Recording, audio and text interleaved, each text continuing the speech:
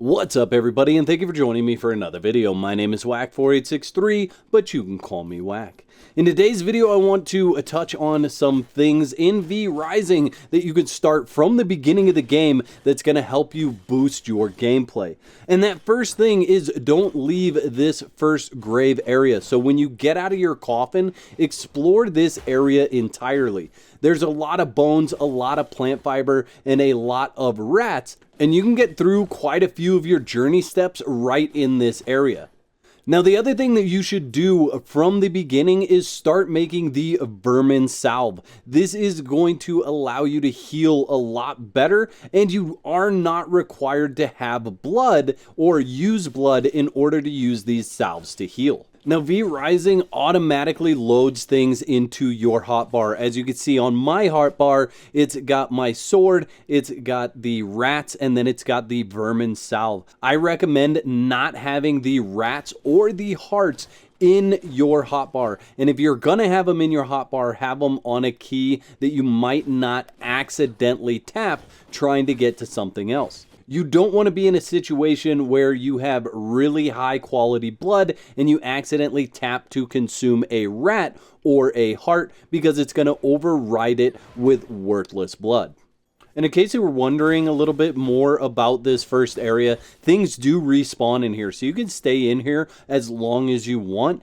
And if you die in here, your loot is very easy to get back to. Additionally, you start with half of your blood, just like you would coming out of your coffin in the first place. It does actually get light in here as well. However, there are only a few places where the sunlight shines through. So take your time going through here. You don't need to rush out of here. Leave once you feel like you've exhausted all the resources to your benefit. Now, this may be something that many of you figured out on your own, but you can just hold your attack button to continue to attack. You don't have to tap the attack button every time you want to attack. This can save on your mouse, so you're not using those precious clicks on your mouse in order to do all this harvesting. Now, if you have multiple resource nodes side by side, you can line yourself up to hit both nodes at the same time, and that is going to save you a bunch of time harvesting resources. Early on, what you should focus on is following the journey steps and claiming them once you've followed them. So do this as quickly as possible until you get to at least your first V-Blood encounter, which is going to be the encounter with the Alpha Wolf. That V-Blood is going to allow you to turn into wolf form, and this is a faster mode of travel. It's also going to allow you to be around wolves and not get attacked. So the wolves, the alpha wolf, none of them will attack you, which allows you to be a little bit more sneaky when you're getting around the map.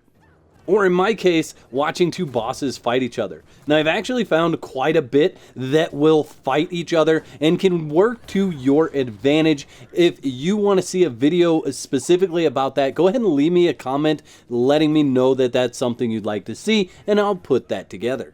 Now, if you did rock through the journey steps in a hurry, you may not have noticed that there's actually durability on your equipment. So at the bottom of the screen, you can see the icon for a sword and the icon for a ring. That means that my main weapon, or the weapon that's in my hand, is lower durability.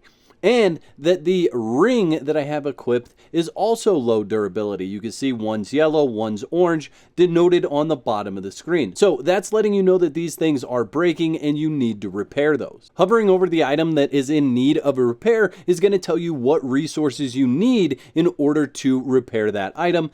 And as long as you have those resources in your inventory, clicking with the middle mouse button will repair that item.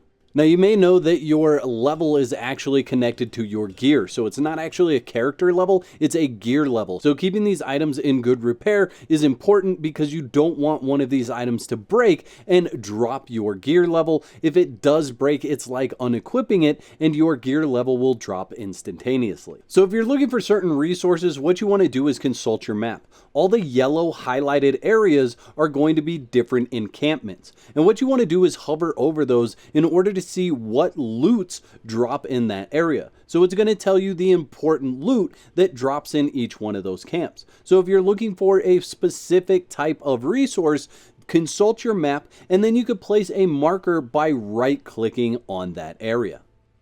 One thing that you might have missed or may not have been evident to you is the quick kill ability. Now this is an ability that comes with the feed. So if you are in a situation where the feed pops up and you don't need to actually consume that blood, what you could do is hit the feed button and immediately click the mouse button right afterwards. What that's going to do is instantaneously kill the person that you fed on. This can help you level the playing field quickly, because when you see that feed pop up on there, a lot of the times those enemies will take multiple hits to kill. So this can allow you to get rid of or dispatch an enemy quicker than if you were to stand there and hit them with your weapon. Now, if you're playing with a group, you do want to be careful how much or how quickly you are using this. Make sure that you talk with your team about who needs to feed and what they want to feed on before deciding to use the quick kill ability. You could end up quickly killing someone that one of your teammates wanted to actually consume for blood. And this ability does have a 10-second cooldown timer. You'll know that it's active by the fact that the feed word is actually going to be gray instead of white. Another tip has to do with the control abilities, whether you're healing, exposing a vein, or you are turning into dog form. An easy way out of all of those different things is to just tap the control button again. You don't actually have to attack or dodge or move or anything like that. You just tap control again and it's going to take you out of any one of those different animations or forms. I'd like to thank all my YouTube members for your continued support. Y'all are absolute legends. If you'd like to become a legend, there's a button that says join on this page. Click that for details. There's 2 videos on the screen. Click one of those to watch next, and I'll meet you over there.